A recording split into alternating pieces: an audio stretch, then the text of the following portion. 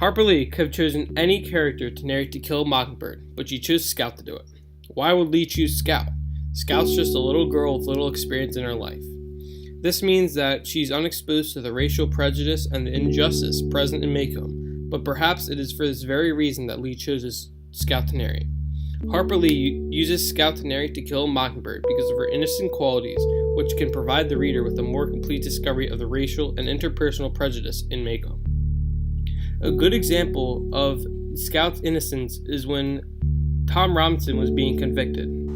I hereby pronounce Tom Robinson guilty as charged. Here we go, Mr. Robinson. No! As you can see, Scout is very upset about the result of the case of Tom Robinson being found guilty. This is only because of how Scout is still learning about the real world and the racial prejudice.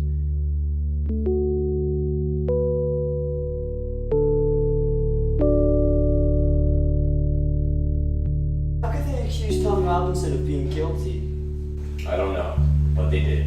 They've done it before, they did it tonight, and they'll do it again. And when they do it, it seems that only the children weep. Good night. Scout's ignorance is shown through this scene because when Scout asks why Tom was convicted, Atticus begins to try and explain it in simpler terms. However, this question would not be asked by an adult in the town of Macomb because of how used the adults are to events being one-sided like this. However, the fact that Scout is crying over Tom's conviction shows how clueless she is about these kind of events. Therefore, if Scout was not in the story, or if the story was not in Scout's point of view, there would be no point to the case and there would be no emotion to it because people are so used to the crime and conviction of Tom. However, if this was from another character's point of view, who may be older or more experienced, it would look something like this. I hereby pronounce Tom Robinson guilty as charged. Happened now and it will happen again.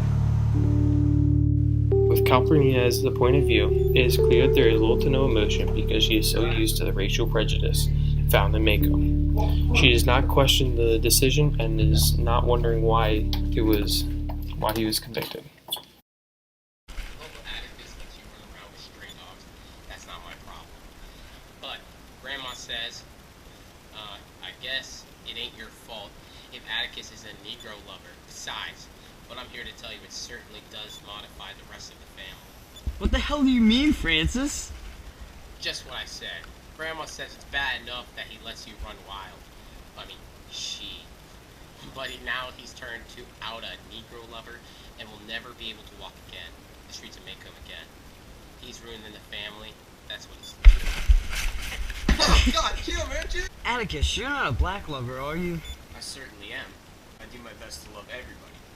I'm hard put sometimes, baby. It's never an insult to be called what somebody thinks is a bad name.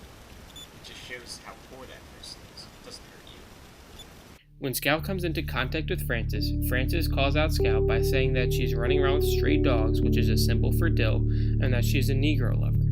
Francis is attacking Scout's dad as well as her entire family. Furthermore, Francis thinks that she should only hang out with people that his family deems acceptable, which is anybody that the family is not prejudiced towards. Through this example, it is clear that Scout's character constructs attention for the reason that she is raised, and how differently that it is from the other children in Macomb. Most children that she comes into contact with throughout the duration of the book, including her own cousin Francis, are raised to discriminate against blacks because of their parents' attitudes, but Scout does not, as her father Atticus strongly believes in the civil rights of all and raises his kids like that. Now imagine how different Scout would be if she had been raised the way the other children had, such as Francis, who discriminated against blacks. Now, Scout, I don't want you hanging around any of them black folks, alright? Yo, Scout, how you doing? You're looking good. Let me do your hair. Thanks. I saw some Negro named walking to school. Oh. Slipped on some puddle, hit his head. The funniest thing in the world. Probably. I wish I was there. Yes, just dying.